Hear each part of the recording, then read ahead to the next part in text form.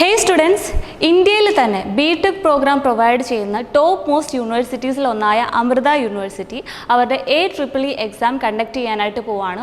Already first phase exam കഴിഞ്ഞിട്ടുണ്ടായിരുന്നു. ഫെബ്രുവരിയിലായിരുന്നു exam കഴിഞ്ഞിരുന്നത്. ഇപ്പോൾ സെക്കൻഡ് ഫേസ് എക്സാം ആണ് നടക്കാനായിട്ട് പോകുന്നത്.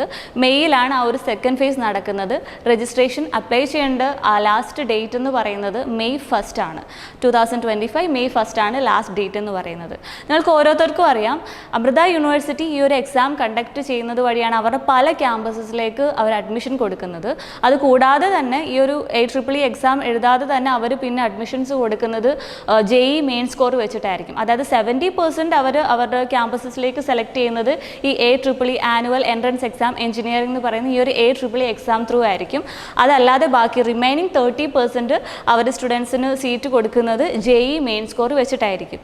ഓൾറെഡി ഫസ്റ്റ് ഫേസ് എക്സാം അവർ ഫെബ്രുവരിയിൽ കണ്ടക്ട് ചെയ്തിട്ടുണ്ടായിരുന്നു. ഇത് ആ ഒരു എക്സാം അറ്റൻഡ് ചെയ്യാൻ പറ്റാത്ത കുട്ടികൾ അല്ലെങ്കിൽ അന്നത് അപ്ലൈ ചെയ്യാൻ പറ്റാതിരുന്ന കുട്ടികൾക്ക് വേണ്ടിയിട്ട് സെക്കൻഡ് ഫേസ് ഓഫ് എക്സാം ഈ ഒരു മെയ് 7th to 11th ആയിരിക്കും എക്സാം ഡേറ്റ്സ് വരുന്നത്. അപ്പോൾ അത് ഇനിയും അപ്ലൈ ചെയ്യാത്തവരുണ്ടെങ്കിൽ അത് ഇപ്പോൾ തന്നെ അപ്ലൈ ചെയ്യാനായിട്ട് നോക്കുക. അവരുടെ ഒഫീഷ്യൽ വെബ്സൈറ്റ് ആയ AEEE.amrita.edu എന്നുള്ള വെബ്സൈറ്റിൽ കയറി നിങ്ങൾക്ക് ഇപ്പോൾ തന്നെ അപ്ലൈ ചെയ്യാനായിട്ട് സാധിക്കും. ഇതിൻ്റെ ഒരു എലിജിബിലിറ്റി ക്രൈറ്റീരിയ എന്ന് പറയുന്നത് 12th ഒരു അഗ്രിഗേറ്റ് 60% മാർക്ക് ഉണ്ടായിരിക്കണം. കൂടാതെ തന്നെ PCM കമ്പൽസറി സബ്ജക്ട്സ് ആണ്. Physics, chemistry, maths compulsory subjects ആണ്. ഈ 3 സബ്ജക്ട്സ് പഠിച്ചവർക്ക് മാത്രമേ ഈ ഒരു എക്സാമിന് അപ്ലൈ ചെയ്യാനായിട്ട് സാധിക്കുകയുള്ളൂ. എക്സാം പാറ്റേൺ വരുന്നത് CBT മോഡാണ്. കമ്പ്യൂട്ടർ ബേസ്ഡ് ടെസ്റ്റ് ആണ് വരിക.